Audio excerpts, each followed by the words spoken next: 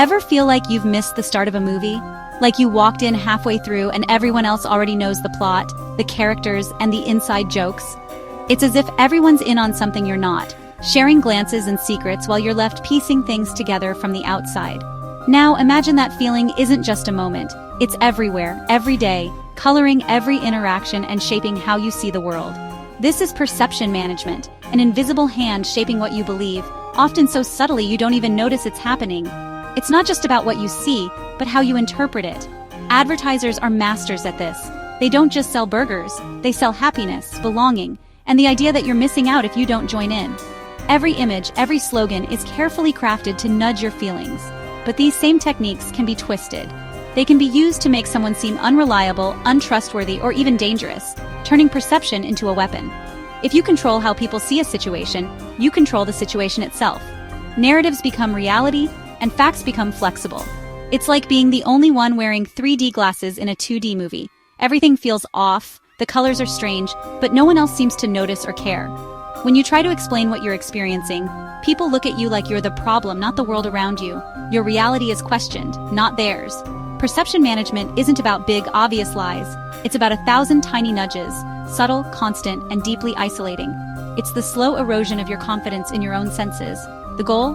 To make your reality so confusing, so full of doubt, that you question yourself before you ever question anyone else. Friends pull away, family gets concerned, and you start to wonder if you're the one who's changed. Even professionals might start to label you, adding another layer of doubt and uncertainty to your experience. The manipulators barely have to do anything after a while. The environment, the people around you, and even your own thoughts start to do the work for them. They set the stage, whisper a few lines, and then step back, letting your own mind unravel the rest. The confusion grows, and you start to doubt your own memories. You're left questioning your own story, while everyone else seems to be reading from a different script. One you never got to see. The stage is set, the script is written, and you're the only one who doesn't know you're in a play. The world becomes a performance, and you're left searching for your lines. Welcome to the world of perception management, where reality is rewritten one subtle suggestion at a time. Perception management isn't new. It's a military and intelligence strategy that's been quietly shaping history for decades, if not centuries. Behind closed doors, governments have long studied how to guide public opinion, influence adversaries, and even sway their own citizens. The Department of Defense defines it as shaping what others believe to influence their emotions and decisions. It's about crafting a reality, one that serves a specific purpose, whether that's to protect national interests or to gain a strategic edge. It's public relations with global stakes, where the message isn't just about image, but about power, persuasion, and control on a worldwide scale. Imagine two countries on the brink of conflict. One leaks photos of intimidating fighter jets, not to lie, but to make the other back down. The goal isn't always deception. Sometimes it's about sending a message so powerful that it changes the course of events without a single shot being fired. It's about framing, not fabricating. The facts might be real, but the way they're presented can completely alter how we interpret them. During the Cold War, the US and USSR planted stories, funded cultural events, and broadcast propaganda to control the narrative. They understood that whoever controls the story controls the outcome, on the battlefield and in the minds of millions.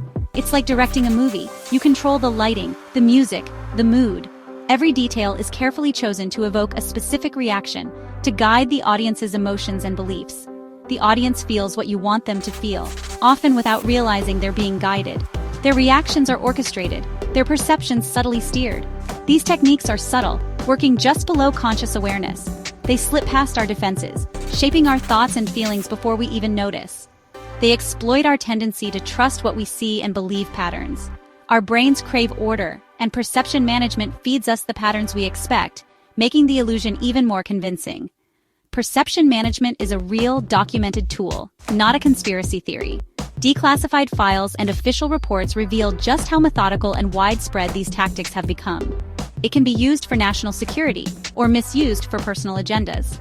The same playbook that protects a nation can also be twisted to manipulate, distract, or deceive for private gain. Once you know this playbook exists, it's less surprising and more unsettling how easily it can be turned on anyone. Awareness is your only real defense. The same tactics that sway nations can be used to rewrite your reality, shifting your beliefs and choices without you ever realizing it's happening. Understanding this is the first step to seeing through the illusion. When you recognize the signs, you can start to question the narrative and reclaim your own perception. Now imagine those government tactics, designed for mass manipulation, turned against a single, unsuspecting person. The same psychological strategies, but focused like a laser on one individual, making their world feel hostile and unpredictable. That's the world of gang stalking, where perception management isn't just a tool of the state, but a deeply personal assault. It's a campaign that blurs the line between reality and paranoia, making every moment feel suspect. The goal is chillingly simple: dismantle someone's life piece by piece using their own reality as a weapon. It's not about brute force, but about eroding the very foundation of trust in what's real. Targets report strange, repeating patterns, like always seeing someone in a red shirt, no matter where they go. It's subtle but persistent, and soon impossible to ignore. At first, it's easy to brush off, but as the pattern repeats, it starts to feel like a message meant just for you, a secret code only you can see.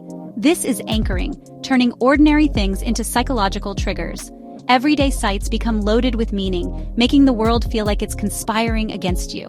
The target is the only one who notices, making the torment invisible to everyone else.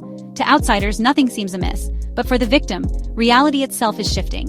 Gaslighting is another weapon. Objects moved, mail vanishing, files mysteriously corrupted. Each act is small, but together they create a sense of chaos. Each incident is minor, almost laughable on its own. But as they pile up, they chip away at your confidence, making you question your own memory and sanity. Try to explain and people dismiss your concerns. Are you sure? Maybe you're just stressed. You've been forgetful lately. The isolation deepens. The campaign is relentless. Street theater, noise campaigns, strangers referencing personal details you never shared.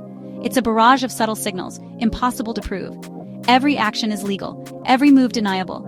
There's no evidence, no fingerprints, just a growing sense of dread. You can't call the police because your neighbor vacuums at night, or because someone wears a red shirt. There's nothing to report, at least nothing that makes sense to anyone else. The system leaves no fingerprints, only psychological destruction. The evidence is invisible, but the damage is all too real. The brilliance, and the horror, is that each act is perfectly normal in isolation. It's the pattern that's sinister, the repetition that's haunting. But together, these acts create a reality only the target can see, a private nightmare unfolding in plain sight. The victim is left isolated, doubting themselves, while everyone else sees nothing wrong. Their world becomes a maze of suspicion and fear.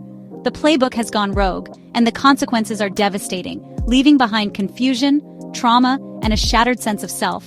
This is perception management weaponized against the individual, a silent war on the mind, where the battlefield is your own reality. The real aim isn't just harassment, it's isolation. The tactics destroy the victim's credibility with everyone they might turn to. Try telling friends you're being followed by people in red shirts. Most will worry about your sanity, not a conspiracy. The more you explain, the more unhinged you seem. The strategy turns your pleas for help into evidence against you. You're fighting two battles: unseen tormentors and the disbelief of loved ones. As support systems vanish, loneliness deepens. Stress and sleeplessness can cost jobs, homes, and relationships. When you seek help, your story fits the textbook for paranoia or delusion. The system meant to protect you ends up reinforcing your isolation. Eventually, you start to doubt yourself. The manipulators have managed everyone's perception, including yours. Isolated and doubted, you turn to the internet. You search your experiences and find thousands of others describing the same thing. You've found the targeted individual's community. Suddenly, you feel seen and validated. But these forums can become echo chambers, reinforcing your beliefs. Confirmation bias takes over. Every story matches yours. Every symptom has a name. The community offers comfort, but also deepens the paranoia. Many groups distrust mental health professionals, warning members not to seek help. Instead, you're encouraged to document everything, fueling hypervigilance. The internet, meant to connect, can trap you in a digital fortress.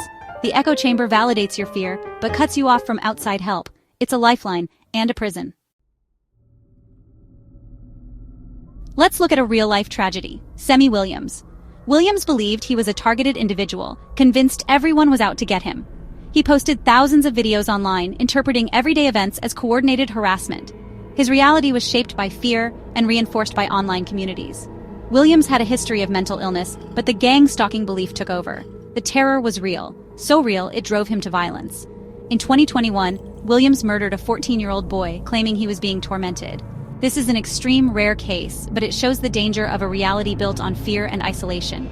Most targeted individuals are victims of distress, not violence. But Williams's story is a warning. When fear becomes your world, the consequences can be catastrophic. It's a failure of every system meant to help, and a reminder of the power of perception gone wrong. Gang stalking sounds extreme, but the tactics are everywhere. Perception management, context control, isolation, discrediting, shows up in workplaces, schools, and relationships. Take workplace bullying. The goal is to isolate and discredit the victim, protecting the institution. Victims are ostracized, scrutinized, and left out. Each act small, but together overwhelming. Their credibility is attacked, their character questioned.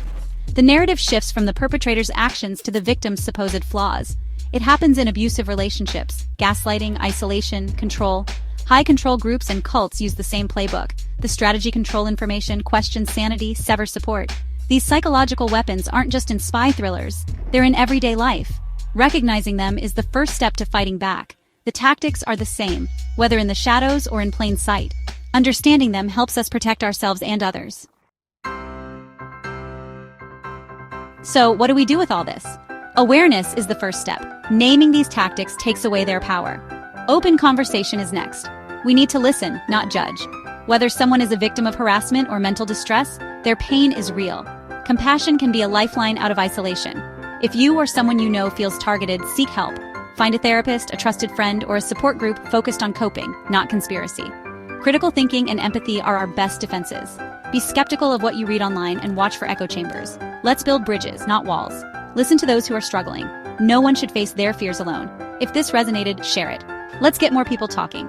Subscribe for more deep dives into the forces shaping our world.